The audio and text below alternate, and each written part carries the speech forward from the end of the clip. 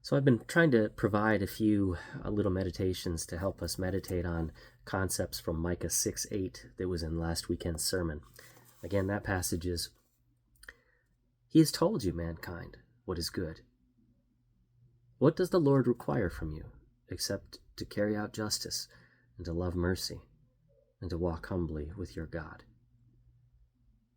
So the part that I didn't focus on in the sermon was those three last things that he says: carry out justice, love mercy, and walk humbly with your God.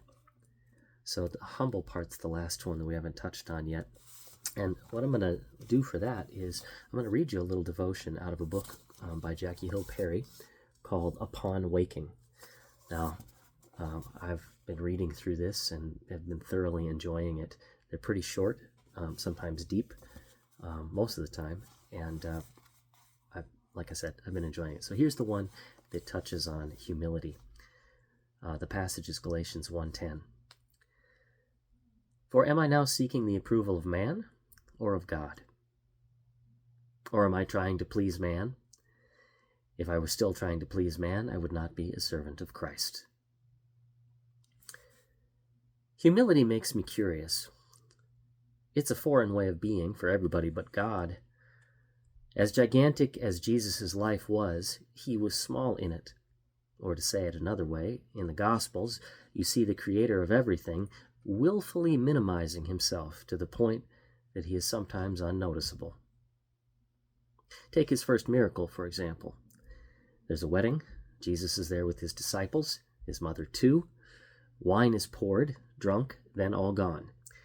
Mary asks Jesus to help, and he does, but not in the way anybody might expect. The servants fill jars with water at Jesus' command, and then they are told to draw some out and deliver it to the master of the feast. The water, now wine, is tasted and praised as being better than the first. But have you ever noticed who was praised and how it wasn't Jesus? The master of this feast had no idea he just swallowed a miracle. Most of the party doesn't either. For all they know, the bridegroom was being an excellent host. All the goodness they had drank poured out of them toward the one for whom it didn't belong. Meanwhile, the maker of the wine and the world stood in the room completely content with not just sharing his glory, but releasing it completely to someone who didn't deserve the credit. When is the last time you did good without expecting, hoping, or suggesting it be noticed? When you gave, served, prayed, fasted, studied, rejoiced, taught, died to, wiped, cleaned, labored for, organized, plucked out, cut out, built up anything, did you expect a parade? When it didn't come, how did it leave you? Bitter? Discouraged? Maybe both?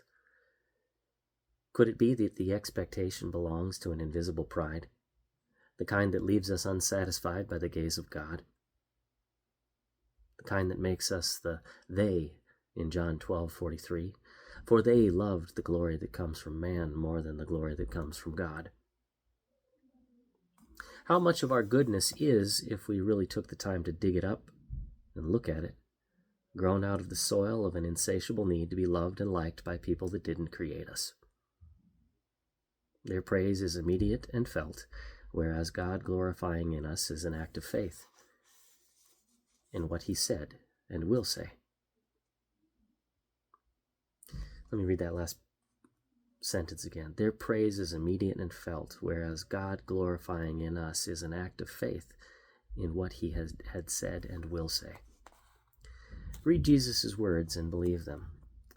Quote, "Beware of practicing your righteousness before other people in order to be seen by them, for then you will have no reward from your Father who is in heaven.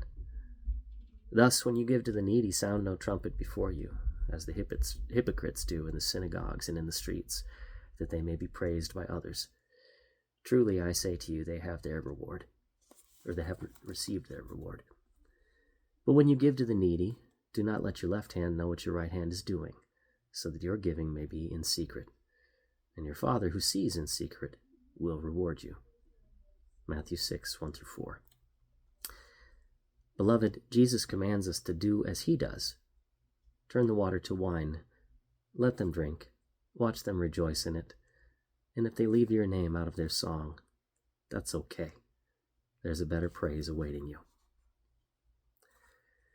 So that's the devotion right there. And I thought, thinking on Jesus's life and the ways that he was humble,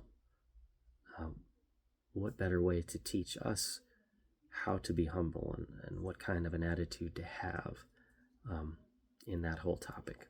So I hope this helps you a little bit, just to, again, think into that concept a little bit more. Sorry it was so late.